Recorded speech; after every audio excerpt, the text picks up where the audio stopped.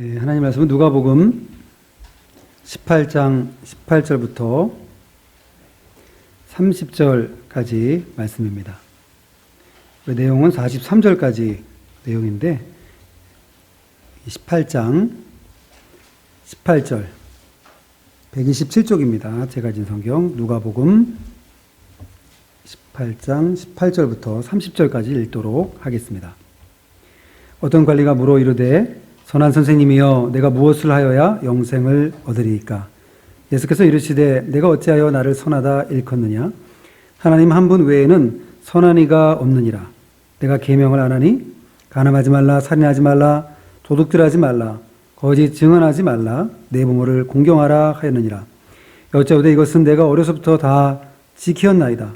예수께서 이 말을 들으시고 이르시되 내가 아직도 한 가지 부족한 것이 있으니 내게 있는 것을 다 팔아 가난한 자들에게 나눠주라. 그리하면 하늘에서 내게 보화가 있으리라. 그리고 와서 나를 따르라 하시니 그 사람이 큰 부자이므로 이 말씀을 듣고 심히 근심하더라. 예수께서 그를 보시고 이르시되 재물이 있는 자는 하나님의 나라에 들어가기가 얼마나 어려운지 낙타가 바늘귀로 들어가는 것이 부자가 하나님의 나라에 들어가는 것보다 쉬우니라 하시니 듣는 자들이 이르되 그런즉 누가 구원을 얻을 수 있나이까? 이르되 무릇 사람이 할 수 없는 것을 하나님은 하실 수 있느니라. 베드로가 여짜오되 보옵소서 우리가 우리의 것을 다 버리고 주를 따랐나이다. 이르시되 내가 진실로 너에게 이르노니 하나님의 나라를 위하여 집이나 아내나 형제나 부모나 자녀를 버린 자는 현세에 여러 배를 받고 내세에 영생을 받지 못할 자가 없느니라 하시니라. 아멘. 오늘 말씀 부자 청년, 제목은 부자 청년입니다. 18절부터 30절까지는 여기 부자 청년과 영생 문답 나와 있고요. 그리고 또 31절부터 34절까지는 예수님께서 죽으실 것을 세 번째 예언하심, 그리고 35절부터 43절까지는 맹인을 고치심, 이 세 가지 이렇게 대지로 나와 있습니다. 여기에 그 청년이 하나 나오는데 어떤 관리가 이제 나오는데 18절에 보면 어떤 관리가 물어 이르되 선한 선생님이여 내가 무엇을 하여야 영생을 얻으리까? 여기에 이 관리 이 사람은요 지금 선한 일을 해야지 영생을 얻는다라고 생각했습니다. 그러나 영생을 얻는 것은요, 구원받는 것은 선한 일을 해서 구원받는 것이 아니라 예수님 믿기만 하면 구원 얻습니다. 다른 조건이 없어요. 예수님 믿기만 하면 구원 얻고 그 다음에는 감사해서 선한 행동을 하는 것이고 하나님 말씀을 순종하는 것이죠. 하나님 말씀을 순종해서 계명을 지켜서 구원받을 만한 사람이 한 사람도 없습니다. 예수님을 믿어야 되죠. 소리가 잘 들리시죠? 오전에는 좀 소리가 너무 안 들렸다는 분들이 많이 있는 것 같고 제 목소리도 좀 작았고 또 마이크도 좀 볼륨이 좀 작았던 것 같아요. 예. 그래서 여기에 지금 이 청년이 나오는데 그래서 예수님께서 19절에 예수께서 이르시되 내가 어찌하여 나를 선하다 일컫느냐? 하나님 한 분 외에는 선한 이가 없느니라. 참 예수님은 언제나 이렇게 겸손하십니다. 오로지 하나님만 높이고 자기가 뭐 선한 건 예수님이 선한 건 분명한데 그러나 그것 가지고 말하지 않고 하나님만 지금 선한 분이다 그렇게 높여 드리고 있습니다. 무엇을 해서 영생을 얻는 것이 아니라 예수님을 믿어야 영생을 얻는 건데 지금 이 부자는 이 뒤에 보니까 돈이 많은 부자라 그랬어요. 이 부자는 지금 뭔가를 해야 된다라고 생각을 하니까 예수님께서 그 사람을 일깨워주기 위해서 이런 말씀을 하십니다. 20절에 내가 계명을 안 하니 간음하지 말라, 살인하지 말라, 도둑질하지 말라, 거짓 증언하지 말라, 내 부모를 공경하라 하였느니라. 이런 계명들을 아니까 이런 계명들을 예수님께서 말씀을 하셨죠. 그랬더니 이 부자가 뭐라고 하냐면 21절에 여짜오되 이것은 내가 어려서부터 다 지켰나이다. 정말 지켰을까요? 그리고 지킬 수 있는 사람이 있을까요? 내 부모를 공경하라. 전 잘 공경했습니다. 감히 누가 그렇게 말할 수 있는 자식이 누가 있을까요? 어떻게 보면 저 효자입니다 하는 사람이 불효자일 수 있고요. 제 불효자입니다 하는 사람이 효자일 수 있습니다. 감히 어떻게 이 계명들을 다 지켰다고 말할 수가 있습니까? 이 사람은 율법주의적인 신앙에 빠져 있고 남에게 보여주는 그 신앙에 빠져 있는 그런 사람인 것이죠. 그래서 원래 부모를 공경하라, 살인하지 말라, 간음하지 말라, 도둑질하지 말라, 또 거짓 증거하지 말라, 내 이웃을 탐내지 말라. 이게 순서는 그렇게 되어 있는데 예수님께서는 이렇게 순서를 좀 바꿔서 간음하지 말라, 살인하지 말라, 도둑질하지 말라, 거짓 증언하지 말라, 내 부모를 공경하라. 그렇게 사람에게 주신 그 인륜에 대한 계명을 이렇게 다시 한번 말씀해 주셨습니다. 이 부자를 지금 예수님은 이걸 지켜야지 구원 얻는다고 말씀하시려고 하는 것이 아니라 이 부자를 한번 일깨워 주려고 뭔가 지켜서 구원을 얻는다고 하니까 그럼 얼마나 네가 잘 지켰는지 한번 물어봤는데 대답이 잘 지켰다는 거예요. 잘 지키지도 못했고요. 잘 지킨다고 해서 그것으로 구원을 얻을 수도 없습니다. 구약이나 신약이나 앞으로 미래에도 그렇고 구원 얻는 방법은 단 한 가지예요. 예수님 믿는 겁니다. 그래서 이제 예수님께서 그렇게 말씀하시니까 그 부자가 다 지켰다고 그러니까 22절에 예수께서 이 말을 들으시고 이르시되 내가 아직도 한 가지 부족한 것이 있으니 내게 있는 것을 다 팔아 가난한 자들에게 나눠주라. 그리하면 하늘에서 내게 보화가 있으리라. 그리고 와서 나를 따르라 하시니. 자, 부자는요 구원을 얻을 수 없는 거 아닙니다. 부자도 그렇고 가난한 사람도 그렇고 다 동일합니다. 예수님 믿고 구원 얻는 거예요. 그런데 이 예수님께서 이렇게 말씀하셔요. 네 돈을 다 그 재산을 다 팔아가지고 가난한 자를 다 나눠줘라. 그러면 구원을 얻을 수 있을까요? 구원을 얻기 위해서 부자는 자기 돈을 다 재산을 팔아가지고 가난한 자를 나눠줘야 구원 얻을 수 있는 거 아닙니다. 내가 가진 돈을 가지고 내가 생활하고 남을 도울 수 있으면 돕고 또 교회를 위해서 복음을 위해서 쓸 수 있으면 좋고 그 믿음의 분량대로 하는 거죠. 그래서 부자가 되는 것도 우리가 너무 성경에 타부시 된다고 그럴까요? 부자가 되면 안 될 것 같은 그 분위기로 성경이 기록되어 있는 것 같은 그런 구절들이 좀 있습니다. 그러나 그렇지 않아요. 부자가 되십시오, 여러분. 합당한 방법으로 돈을 많이 벌어가지고 부자가 돼서 영향력 있는 사람이 돼서 그걸 가지고선 하나님 나라를 위해서 쓰시면 얼마나 그것이 좋은 일이겠습니까? 그래서 여기에 지금 예수님이 이렇게 말씀하시는 것은 다 팔아서 나눠주라 하면서 그 사람의 마음을 지금 한번 시험을 해보는 거죠. 그랬더니 23절 이렇게 말합니다. 그 사람이 큰 부자이므로 이 말씀을 듣고 심히 근심하더라. 만일에 여기 근심하고 나서 제 갈 길로 그냥 가고 그 다음에 내용이 안 나오니까 아마 그냥 돌아갔던 것 같아요. 예수님 믿는 것도 포기하고 예수님 따라가는 것도 포기하고 아이고 안 되겠구나. 나는 그냥 이 돈 가지고선 그냥 잘 살아야 되겠구나. 그러면서 돌아갔다고 한다면 이 사람은 구원받을 수가 없었을 것입니다. 근데 후에라도 뉘치고 예수님을 믿었다고 한다면 이 사람도 구원받았어요. 그 후에 내용들이 안 나오기 때문에 이 사람을 그냥 구원받지 못했다, 구원받았다 단정 지을 수는 없습니다. 그러나 이 사람이 재물이 우상이 돼가지고 재물 때문에 예수님 따라가지 못한 것. 그것은 분명한 사실입니다. 우리가 예수님을 따라가야 되는데 하나님의 자녀가 되고 또 예수님의 제자가 돼서 예수님을 따라가야 되는데 거기에 대한 걸림돌이 많이 있어요. 재물도 걸림돌이고 나의 우상도 걸림돌이죠. 우상. 내 속에서 내가 하나님보다 더 좋아하는 것. 오늘 새벽에 차량 운행하면서 극동방송을 잠깐 들었는데요.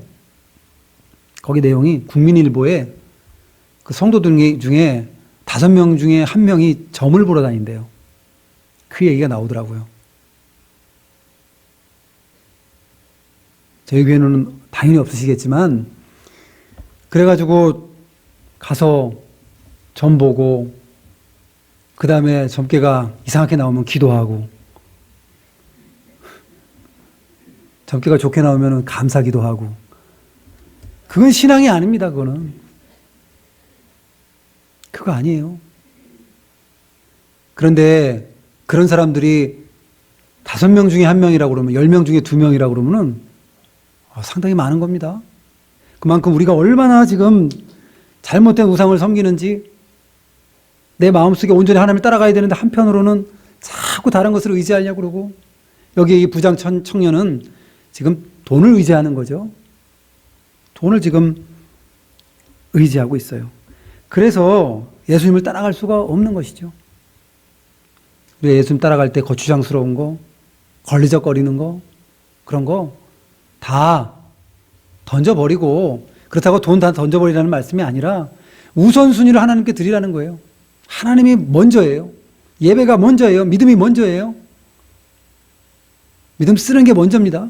그런 다음에, 그 다음에 돈이 있으면 그것을 가지고 생활도 하고, 좋은 일도 하고, 죄가 아닙니다, 그게.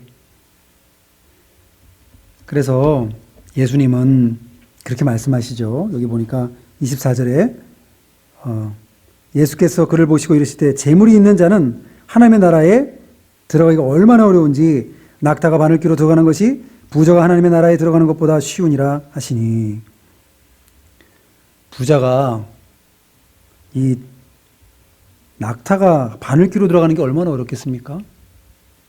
불가능하죠, 어떻게 보면. 그러니까 제자들이 이렇게 말합니다. 26절에 듣는 자들이 이르되 그런즉 누가 구원을 얻을 수 있나이까? 27절에 이르시되 무릇 사람이 할 수 없는 것을 하나님은 하실 수 있느니라. 낙타에 바늘귀가 들어갈 수 있을, 거꾸로 됐죠? 바늘귀에 낙타가 들어갈 수 있을까요, 없을까요? 예? 있어요. 바늘귀를 크게 만들면 되잖아요. 낙타만큼. 그럼 쑥 통과하는 거죠. 안 그러면 낙타를 바늘 귀에 통과할 만큼 조그맣게 만들어버리면 또 통과할 수도 있는 거예요. 그렇죠? 하나님께서는 능치 못할 일이 없으세요. 모든 것이 다 가능하시기 때문에 가능합니다. 그러나 상당히 우리가 보기엔 희박해 보이죠. 그래서 돈을 의지하고 보통 정말 큰 부자들은요, 예수님 잘 믿기가 어려운 것 같아요.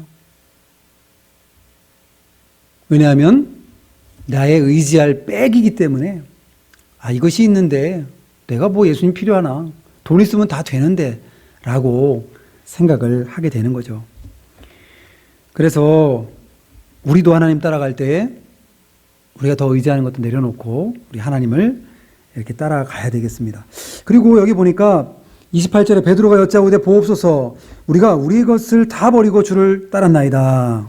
이르시되 내가 진실로 너에게 이르노니 하나님의 나라를 위하여 집이나 아내나 형제나 부모나 자녀를 버린 자는 현세의 여러 배를 받고 내세의 영생을 받지 못할 자가 없느니라 하시니라. 그러니까 제자들이 물어보는 거예요. 저희는요, 돈 없어요. 저희들은 다 그거 내려놓고 오로지 예수님만 따라왔는데요. 그러니까 예수님은 이런 복의 메시지를 주시는 거죠. 여기에 하나님의 나라를 위하여 집이나 아내나 형제나 부모를 버린 자는, 여러분 여기 버렸다는 거는 정말 갖다가 버린 게 아니에요. 예수님의 제자들이 물론 그 상태로, 놔둔 상태로 예수님 따라갔습니다. 그러나 완전히 버린 거 아니에요. 이 말씀은 우리도 예수님 따라가려면 뭐 자녀도 버리고 형제도 버리고 그렇게 하라는 말씀이 아니라 우선순위를 먼저 하나님께 두라는 겁니다. 자녀하고 하나님을 선택해야 된다면 하나님을 선택하는 거예요. 누가 그랬죠? 아브라함이 그랬습니다.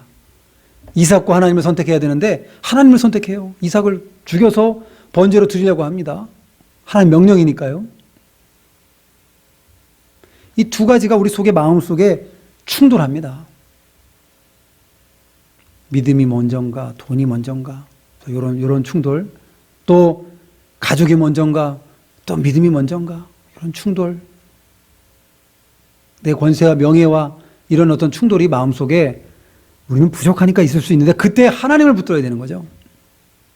하나님 붙들면 하나님이 형통한 길로 또 인도해 주세요.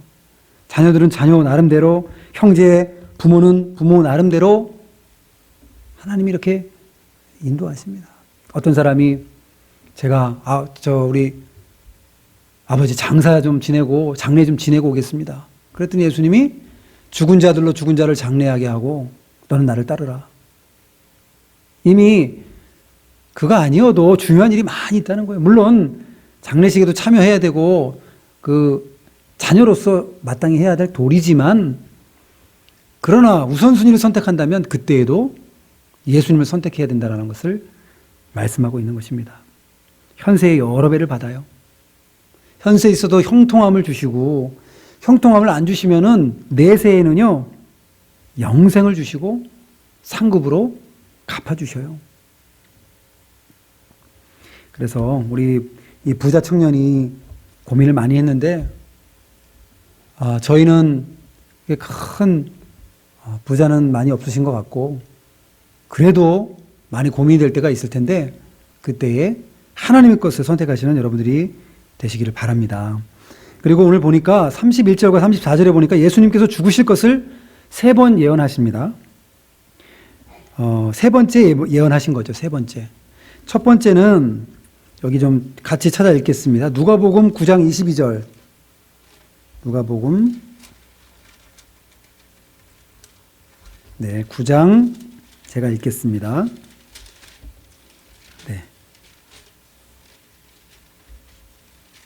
9장 22절인데요. 누가복음 9장 22절. 이르시되 인자가 많은 고난을 받고 장로들과 대제사장들과 서기관들에게 버림받아 죽임을 당하고 제3일에 살아나야 하리라. 이 말씀을 하셨고 9장 44절에도 또 이렇게 말씀하십니다. 이 말을 너희 귀에 담아두라. 인자가 장차 사람들의 손에 넘겨지리라 하시되. 이렇게 해서 계속 제자들에게 말씀하셨는데 오늘 말씀의 내용은 조금 더 구체적입니다. 여기 31절에 보니까 예수께서 12제자를 데리시고 이르시되 보라 우리가 예루살렘으로 올라가노니 선지자들을 통하여 기록된 모든 것이 인자에게 응하리라. 인자가 이방인들에게 넘겨져 희롱을 당하고 능욕을 당하고 침뱉음을 당하겠으며 그들은 채찍질하고 그를 죽일 것이나 그는 3일 만에 살아나리라 하시되. 여기서는 아주 구체적으로 제자들에게 말씀합니다. 메시아 은닉 그 사상이 있는데요. 예수님이라는 것을 다른 사람이 그 예수님의 기적을 체험하고 가는 사람들에게 내가 메시아라는 사실을 다른 사람들에게 말하지 말라는 말씀이 나옵니다. 그건 뭐냐면 아직은 공적으로 예수님이 그것을 감당하실 때가 안 되기 때문에 잠잠히 있으라는 겁니다. 그리고 제자들에게도 이 말씀을 주시는데 점증적으로 주셔요. 요만큼 보여주시고 더 많이 알려주시고 나중에는 정말 확실하게 알려주시죠. 왜냐하면 제자들의 믿음이 감당할 수 없는 믿음이에요. 베드로가 그랬잖아요. 내가 고난을 당하고 죽을 것이다 그러니까 베드로가 예수님 붙들고 결코 그런 일이 일어날 수 없습니다. 왜냐하면 실력이 아직까지 거기까지는 지금 제자들이 자라나지 않았습니다. 그것을 받아들일 수 있는 능력이 안 돼요.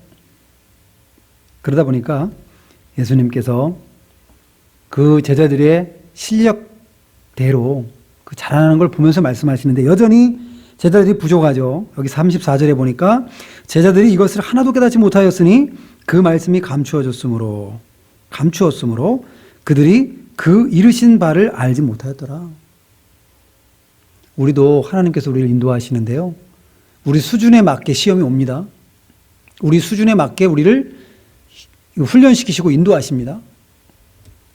우리 믿음이 이것밖에 안 되면 요만한 걸 가지고선 우리를 시험하시고 우리를 연단시키시고 우리 믿음을 키워나가셔요. 근데 믿음이 커지면요 또 그만한 또 감당할 수 있는 그거에 필적한 그러한 연단이 올 때가 있습니다. 큰 시험이 왔다 그러면은 내 믿음을 하나님이 크게 보시는구나. 여러분 그렇게 생각하시고 잘 인내하시기 바랍니다. 사람이 감당할 시험 밖에는 주신 바가 없다 그랬습니다.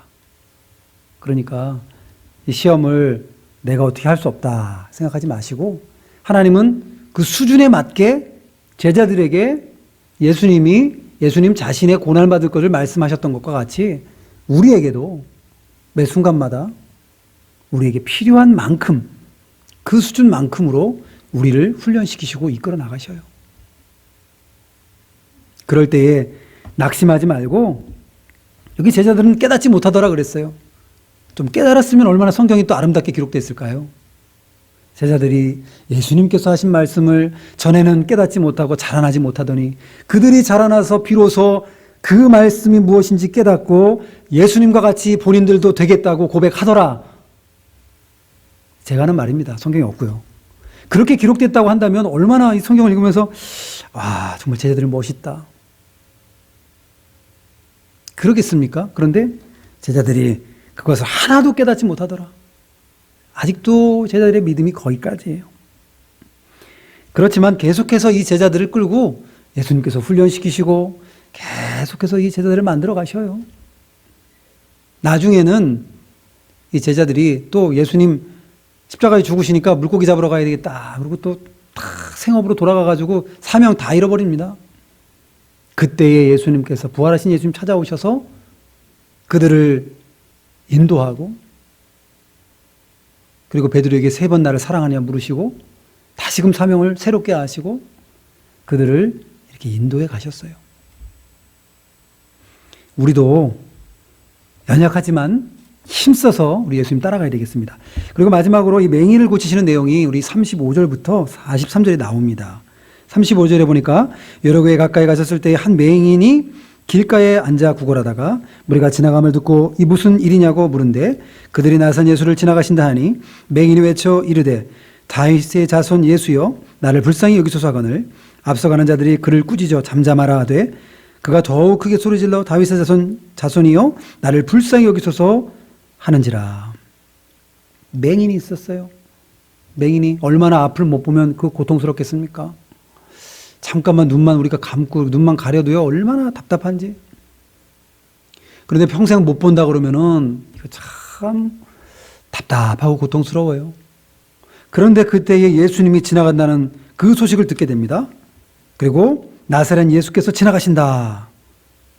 그 소식을 듣고 나서 이 맹인이요 외쳐 이릅니다. 38절에 다윗의 자손 예수여 나를 불쌍히 여기소서.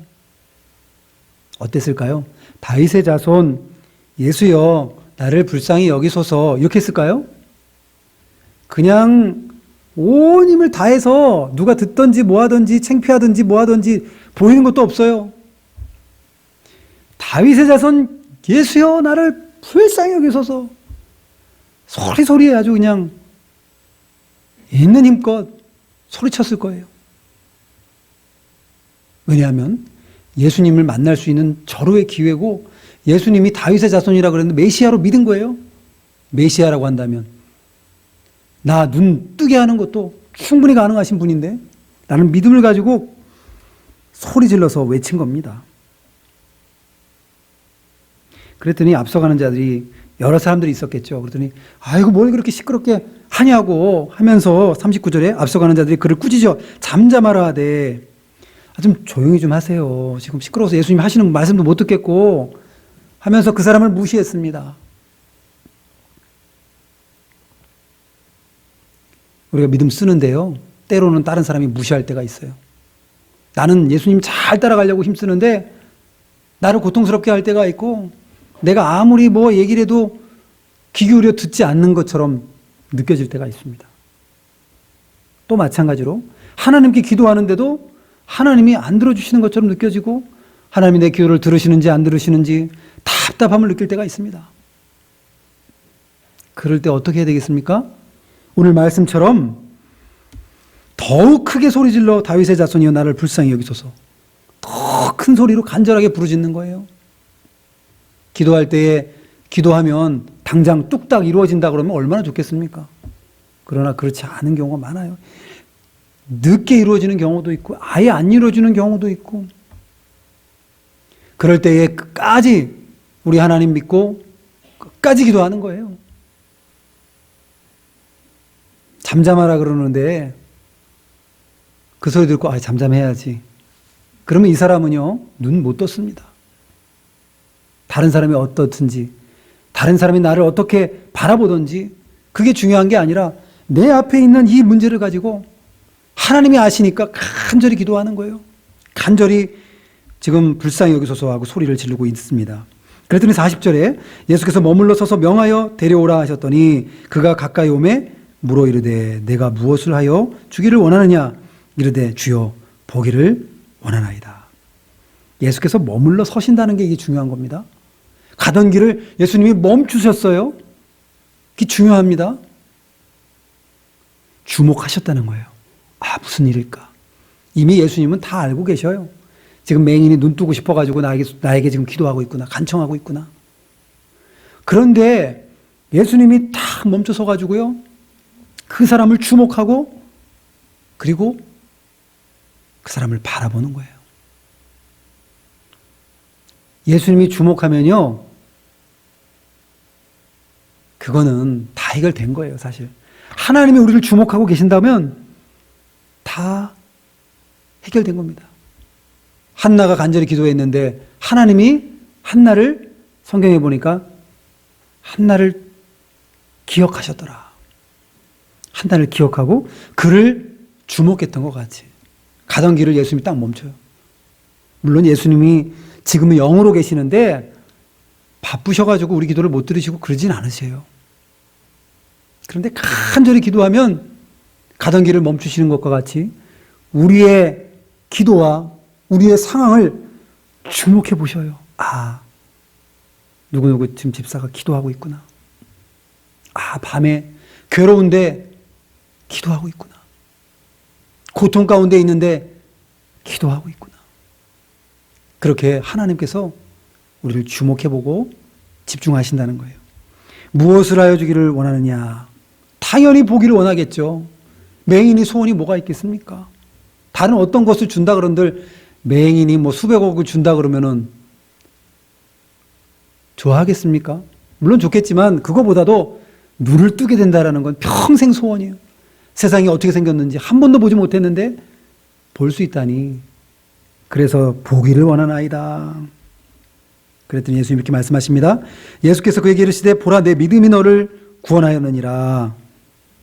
내 믿음이 너를 구원하였다. 너의 그 믿음이 너를 보게 하고 너를 구원했느니라. 간절히 그렇게 기도할 때에 그 믿음을 칭찬해 주셨습니다. 43절에 곧 보게 되어 하나님께 영광을 돌리며 예수를 따르니 백성이 다 이를 보고 하나님을 찬양하니라. 결국 보게 됐습니다. 결국은. 이거 아무리 고치려고 사방팔방 이 당시에 의술이 얼마나 발달했겠습니까? 이거는 앞을 못 본다는 건 죽을 때까지 앞을 보지 못한다는 것을 의미하고 있습니다. 그런데 예수님 한 번 만나서 그 문제가 해결받았습니다. 여러분, 우리도 예수님 영접했는데 인생의 큰 문제를 만났을 때 하나님이 한 번 우리를 주목하시고 한 번 우리의 기도에 응답하시면 어려움도 금방 해결받고 마는 것입니다. 하나님의 뜻에 달려있고 우리의 의지에 또 달려있죠. 우리가 얼마나 간절히 하나님께 기도하느냐, 하나님의 뜻에 맞는 기도를 얼마나 하고 있느냐, 이거에 따라서 응답받는데, 우리 모두가 우리 부자 청년과 같이 자기의 어떤 그 우상 때문에 예수님을 따라가지 못하는 자가 되지 않고 오늘 말씀과 같이 온전히 기도하고 또 어려운 일이 있을 때 하나님께 찾고 부르짖고 간구하여 응답받으시는 여러분들이 다 되시기를 바랍니다. 기도하겠습니다. 거룩하신 아버지 하나님, 오늘 부자 청년이 돈이 많았는데 계명은 다 지켰다고 하고 자기 의를 내세우고 그랬던 이 사람이 있었습니다. 그런데 그것을 다 팔아 가난한 자에게 나눠주라고 하니까 그만 근심이 돌아왔습니다. 예수님 끝까지 따라가지 못했습니다. 우리는 그와 같은 큰 돈은 없을지라도 우리 마음속에 우상시하고 예수님보다도 더 소중히 생각하는 것이 있다고 한다면 그것이 지금 생각나게 하여 주시고 그것을 끊어버리게 하시고 오로지 하나님만 높여드릴 수 있는 저희들이 되게 하여 주시옵소서.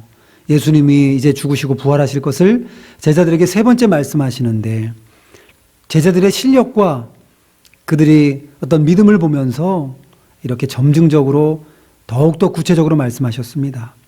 우리에게도 우리의 실력을 아시고 우리의 능력을 아셔서 그 실력에 맞게 우리를 연단시키시고 시험하실 때에 우리가 하나님께서 나에게 맡겨주신 시험으로 믿고 감당할 수 있는 시험밖에 주신 바가 없는 줄로 믿고 이 어려운 시험을 잘 통과할 수 있는 저희들이 되게 하여 주시옵소서.